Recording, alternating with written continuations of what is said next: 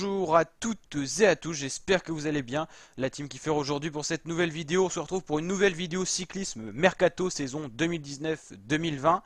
Et vous a beaucoup plu les premières vidéos, épisode 1, épisode 2. Donc là aujourd'hui épisode 3. Et on commence avec l'équipe Jumbo-Visma de Primož Roglic, Steven Kruijswijk ou encore Dylan Groenewegen ou encore des prodiges comme Wout van Aert. C'est parti, donc team Jumbo-Visma. On annonce le départ de Danny Oliver plutôt pour sa retraite. On annonce une arrivée d'un coureur pas très connu de l'équipe Uno X Foss.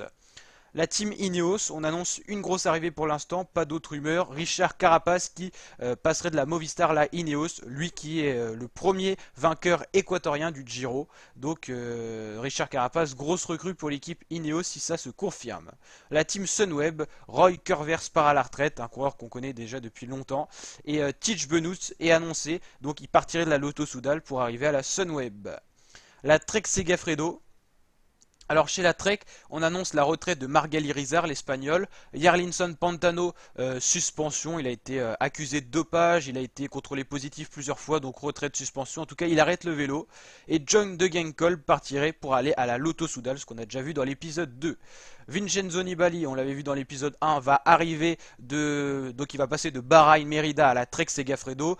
À la Bahreïn, ça se passe pas très bien en général avec les coureurs. On avait Juan Denis qui avait abandonné sur le tour parce qu'il ne s'entendait pas avec son équipe. Nibali et son frère, Vincenzo et Antonio Nibali, arrivent donc à la Trek et partent de cette équipe Bahreïn. Chez la UAE Team Emirates, on n'annonce pas de départ mais des arrivées. Ardila et McNulty qui viennent des équipes amateurs. Chez la Androni Guacatoni, équipe qu'on voit sur le Giro, Mathieu Cataneo irait chez la Astana, donc très bon grimpeur qui s'est révélé encore une fois de plus sur le Giro. Ça fait déjà 2 ou 3 Giro qui fait vraiment des choses pas mal en montagne, donc lui il va aller chez Astana. Et on annonce l'arrivée de Pello qui vient d'une équipe encore plus petite et plus modeste que l'équipe Androni. Chez la Guardani, équipe qui fait aussi le Giro, on annonce l'arrivée de Monaco et Lonardi, donc des coureurs que je ne connais pas. On va maintenant s'intéresser aux équipes un peu plus connues. La Cofidis qu'on voit sur le tour. Nasser Boigny quitterait la Cofidis. On sait bien qu'il ne s'entend pas avec Cédric Vasseur qui est le manager de l'équipe. Il n'est jamais sélectionné sur les courses. Il n'a pas des très bons résultats non plus. En tout cas, climat conflictuel, il irait chez Arkea Samsic, l'équipe bretonne de Warren Barguil. Ou encore d'Amael Boinard qui va partir d'ailleurs à la retraite. Amael Boinard, on verra ça dans la suite de la vidéo. Hofsteller qui va passer de la Cofidis à la Israel Cycling Academy. On a l'arrivée possiblement de Viviani pour le sprint chez la Cofidis, de Fabio Sabatini, son poisson pilote, et de Guillaume Martin qui quitterait son équipe belge, la Wanty Group Gobert, pour rejoindre la Cofidis. Donc des grosses arrivées. Cofidis, ils en ont besoin, hein. Ils n'ont pas beaucoup de victoires. Encore 0 victoire sur le Tour de France, ça commence à être embêtant. Chez la Total Direct Energy, l'équipe entraînée par Jean-René Bernaudot, on annonce le départ à la retraite de Johan Gen et de Pierrick Kemener, deux coureurs mythiques de cette équipe. Après la retraite l'année dernière de Chavanel et d'il y a 2 ans Thomas Vauclair, on est une équipe qui perd quand même pas mal de coureurs de renom. Van Gestel, lui, va arriver de la Sport Vlaanderen à la Total Direct Energy. Chez Arkea, on annonce le départ de Brice Feuillu qui va aller chez l'équipe Saint-Michel-Aubert et Amael Moinard, comme on l'a vu, la retraite.